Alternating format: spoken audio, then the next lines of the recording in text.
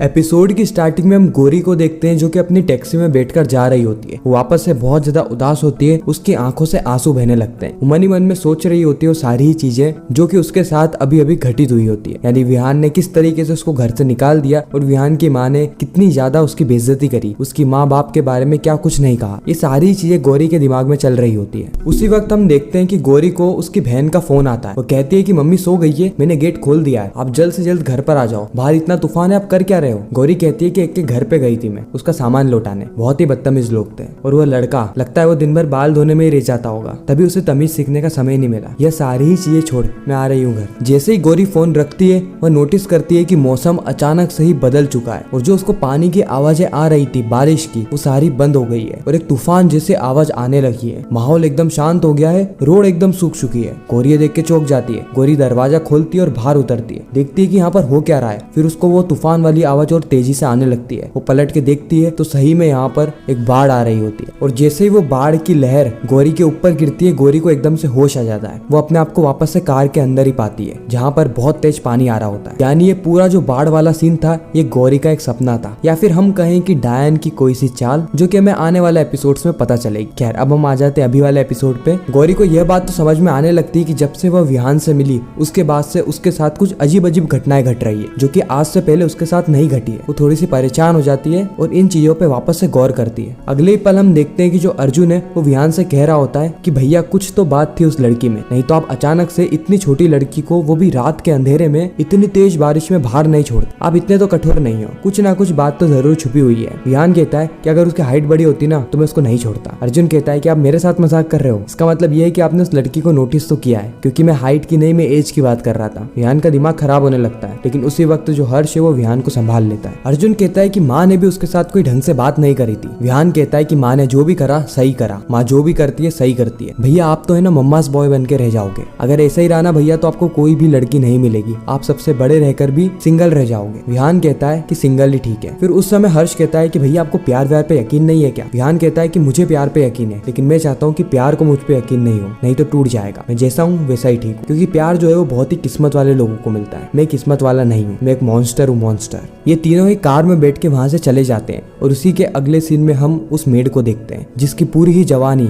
जिसकी पूरी ही आत्मा उस डायन ने ले ली होती है और अब वो पेड़ के ऊपर टंगी पाई जाती है। और लिटरली ये बहुत ही ज्यादा अजीब और कंफ्यूजिंग सीन है। जैसे जैसे हम डायन के बारे में जानते जाएंगे हमें ये सारे ही जो अनसॉल्व्ड मिस्ट्री है ये सॉल्व होती हुई देखने को मिल जाएगी। अगले ही सीन में हम गौरी को देखते हैं जो कि पोहे बना रही होती है और उसका पोहा खा के सभी लोगों को उल्टी आने लगती है। गौरी की माँ के जाने के बाद गौरी अपनी बहन से कहती है कि आज मैं तेरे लिए ना कॉलेज देखने जा रही हूँ, तेरे कॉलेज का फॉर्म भर दूंगी, उसके बाद तू कॉलेज जाना, देखना बहुत मजा आएगा। गौरी की बहन कहती है कि दीदी मुझे कॉलेज तो जाना है, लेकिन माँ मेरी कॉलेज की फीस नहीं भरेगी। गौरी कहती है कि मैं हूं ना, मैं भरूंगी तेरे कॉलेज की फीस। जो सपने मेरे अधूरे रह गए वो मैं तेरे थोड़ी ना छोड़ सकती हूँ। तेरे जो सपने हैं कॉलेज जाने के वो तू जरूर पूरा करेगी और मैं ट्राई करूंगी कि बेस्ट से बेस्ट कॉलेज में तेरा एडमिशन करवाऊं। गौरी की बहन समझ जाती है कि क्यों गौरी रोज डांट खाती है उसकी माँ से कम पैसे देकर, क्योंकि वो पैसे बचा रही थी ताकि वह उसकी कॉलेज की फीस भर सके। गौरी कहती है कि तू टेंशन मत ले, तेरी कॉलेज की फीस मैं भर दूंगी। अगले ही पल हम देखते हैं कि गौरी की माँ दो लोगों से 50,000 रुपए ले रही होती है। यह दो लोग वही थे जो कि गौरी की बहन को अपने घर पे नचवाने के लिए बुला रहे होते हैं और उसी के कारण ये 50,000 रुपए इन्होंने गौरी की माँ को दिए होते हैं। यह देख के गौरी और उसकी बहन दोनों ही डर जाती है। गौरी की माँ कहती है कि डील हो गई लाडू।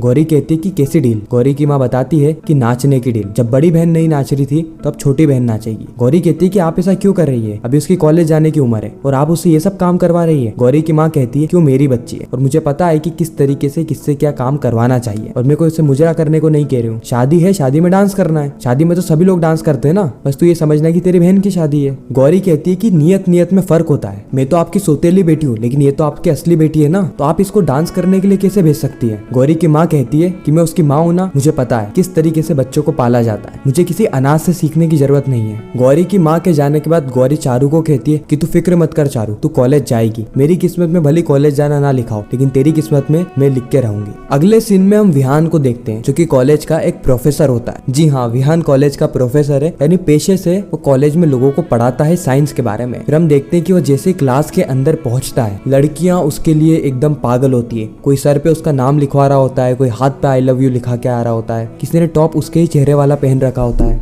मतलब एवरीवन इज लाइक क्रेजी, सब विहान के लिए बहुत ज्यादा पागल होते हैं। फिर हम देखते हैं कि विहान लड़कियों के बारे में बताता है, वुमेन्स एम्पावरमेंट के बारे में, कि किस तरीके से लड़कियां हर एक काम कर सकती, वो चांद पे जा सकती है और भी कई सारी चीजें वो दिखा रहा होता है। इस और हम गौरी को देखते हैं जो कि उसी कॉलेज में आई होती है चारू का एडमिशन करवाने के लिए। वो जैसे ही कॉलेज को विजिट करती है वो विहान को देखती है जो कि वुमेन एम्पावरमेंट के ऊपर भाषण दे रहा होता है। और गौरी को ये बात बहुत ज्यादा अजीब लगती है क्योंकि कल इसी के घर में गौरी की बेइज्जती हुई थी क्योंकि वह एक टैक्सी ड्राइवर है और आज ये बता रहा है कि लड़कियां सब कुछ कर सकती है। गौरी को ये सारी चीजें देखकर अच्छा नहीं लगता है, इसीलिए वो उस क्लास के अंदर घुस जाती है और सभी लोगों को चीख चीख के बताने लगती है कि ये झूठा इंसान है। गौरी कहती है कि कल रात में इनके घर पे गई थी और इनके घर वालों ने मेरी बेइज्जती करी। पता है क्यों? क्योंकि मैं एक टैक्सी ड्राइवर हूँ, क्योंकि मैं टैक्सी चलाती हूँ। और आज ये यहाँ पर आके भाषण दे रहे हैं कि लड़कियां सब कुछ कर सकती है। दिखाने के तो कुछ और है और असलियत में कुछ और है। ये लड़कियों की कोई इज्जत नहीं करते, बल्कि बस ये बताते हैं कि लड़कियों की इज्जत करनी चाहिए। आप इनके घेरेबान में जाके देखेंगे तो सिर्फ और सिर्फ नफरत भरी हुई है। ये सारी बातें सुन के जो बाकी लड़कियां होती है उनके पांव तले जमीन खिसक जाती है, क्योंकि वह जिसे अच्छा इंसान समझ रहे थे असलियत में तो उसकी सोच इतनी ज्यादा खराब है। वो अपने हाथ से, सर से जो भी नाम लिखा रहता है विहान का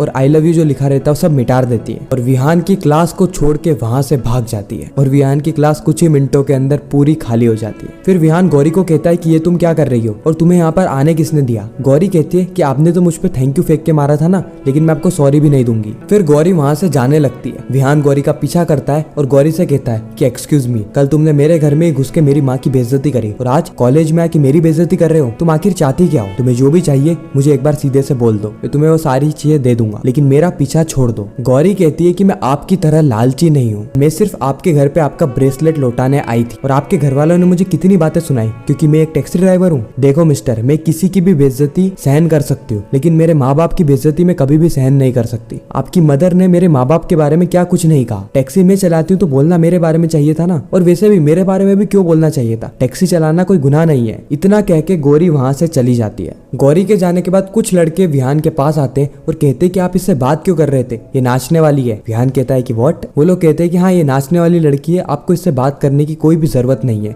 उसी वक्त विहान को घर से फोन आता है और विहान जैसे ही कॉल पिक करता है विहान शॉक हो जाता है। विहान जल्दबाजी में घर पे पहुंचता है जहाँ पर कई सारी मीडिया पहले से ही वेट कर रही होती है। विहान, अर्जुन और हर्ष जैसे घर में पहुंचते हैं वो देखते हैं कि वहाँ पर वो जो मेड है उसका शरीर एकदम व्हाइट हो चुका है, यानी वह बूढ़ी हो गई है और उसके शरीर पे कई सारे धब्बे भी लगे हुए हैं। इनमें से किसी को भी समझ में नहीं आ रहा होता है कि इसके साथ क्या हुआ है। विहान अपनी माँ और दादी को गले लगाता है और कहता है कि कुछ नहीं हुआ, जो भी हुआ होगा हम देख लेंगे, हम समझ लेंगे, हम सारी परेशानियों का मिलकर सामना करेंगे। और इसी के साथ यह एपिसोड यहीं पर ही खत्म हो जाता है, इस सस्पेंस और ट्विस्ट के साथ कि आगे क्या होगा, आखिर किस तरीके से डायन अपना अगला कदम रखने वाली है। उसने मेड की सारी जवानी तो ले ली, क्या वह अपने एक असली रूप में आ जाएगी? और गौरी के इन सपनों का क्या राज, ये सारी चीजें हमें पता चलेगी आने वाले एपिसोड्स में। और ऐसे ही जादू तेरी नजर के रेगुलर रिकैप्स और अपकमिंग स्टोरी टेलीविजन से भी पहले देखने के लिए हमारे चैनल को सब्सक्राइब जरूर करें। मैं मिलता हूँ आप सभी से किसी नेक्स्ट इंटरेस्टिंग वीडियो में, जब तक के लिए गुड बाय।